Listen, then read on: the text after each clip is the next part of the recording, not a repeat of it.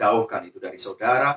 Karena iman adalah dasar dari segala sesuatu yang kita harapkan dan bukti dari segala sesuatu yang tidak kita lihat.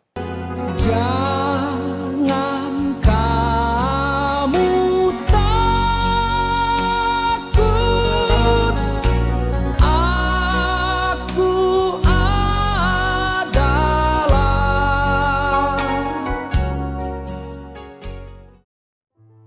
Salam sejahtera di dalam Tuhan kita Yesus Kristus. Bapak Ibu yang diberkati Tuhan, kata jangan takut yang ke-39 akan kita lihat di dalam 2 Raja-Raja pasal 19 ayat yang ke-6. Berkatalah Yesaya kepada mereka, beginilah kamu katakan kepada Tuanmu, beginilah firman Tuhan, janganlah engkau takut terhadap perkataan yang kau dengar, yang telah diucapkan oleh budak-budak Raja Asyur untuk menghujat aku. Asyur adalah sebuah kerajaan besar, dan kita ketahui bersama bahwa salah satu yang takluk di bawah kerajaan Asyur adalah Israel Utara. Dan kemudian sekarang Israel Selatan, Yehuda dengan ibu kotanya Yerusalem pun dikepung oleh sebuah pasukan yang besar. Dan sebagaimana biasanya raja-raja Asyur memperkatakan hal-hal yang tidak baik, maka demikian juga diperkatakan, diucapkan oleh Sanherib kepada Yerusalem, pada Yehuda. Dan kemudian apa yang terjadi? Raja Hizkia mengalami ketakutan yang sangat, mengingat sekali lagi Asyur merupakan kerajaan besar pada waktu itu yang telah mengalahkan kerajaan-kerajaan sekelilingnya, termasuk kerajaan Israel Utara. Bapak Ibu yang saya kasihi, ketika itulah Sanherib memperkatakan sekali lagi hal-hal yang tidak sepantasnya, karena ini merupakan sebuah psikologi perang untuk merendahkan mental dari lawannya. Maka Sanherib termasuk menghujat Allah. Lalu dalam ketakutan itu Hizkia datang atau mengutus orang kepada Yesaya, dan Yesaya berkata seperti di dalam 2 Raja-Raja pasal yang ke-19 ayat yang ke-6 tadi, jangan takut. Betapa ini menjadi sebuah tantangan, karena pada waktu itu sekali lagi Sanherib sudah mengepung kota Yerusalem.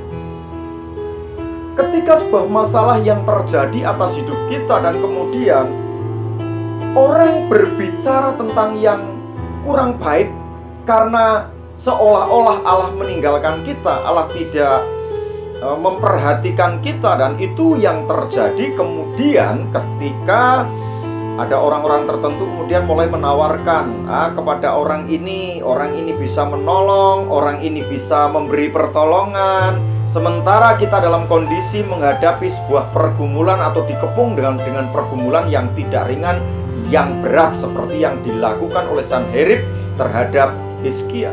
Tentu itu membuat mental kekristenan kita kadang-kadang menjadi down. Dan ketika orang ngomong, kita bisa menyanggahnya dan berkata, saya punya Kristus.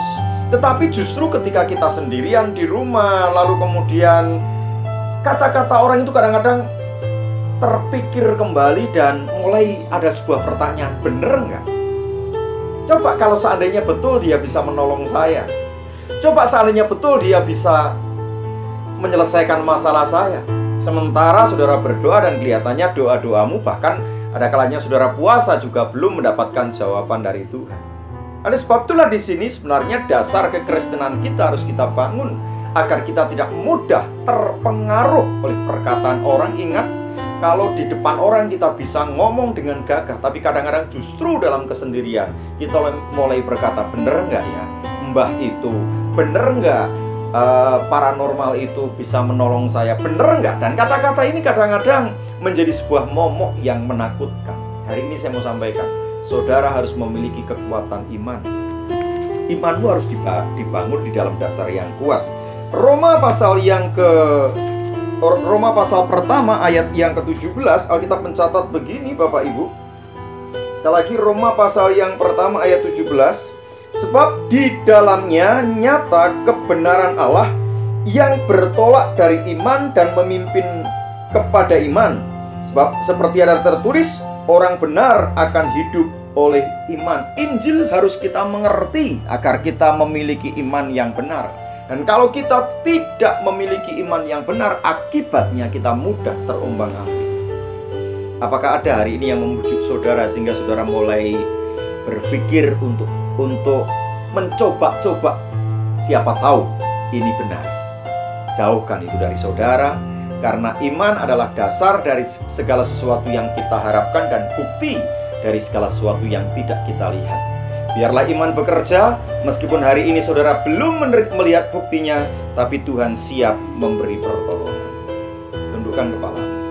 Bapa, kalau ada di antara umat-Mu yang hari ini mulai tergoda dengan perkataan orang, mulai tergoda dengan apa yang diperkatakan oleh orang, dalam nama Tuhan Yesus Kristus, beri kepada mereka pertolongan.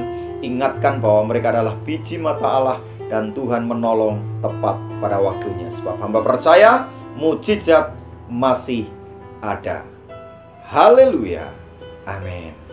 Terus berjuang, jangan menyerah. Tuhan Yesus beserta saudara. Amin. Ku tidak takut, sebab Kau beserta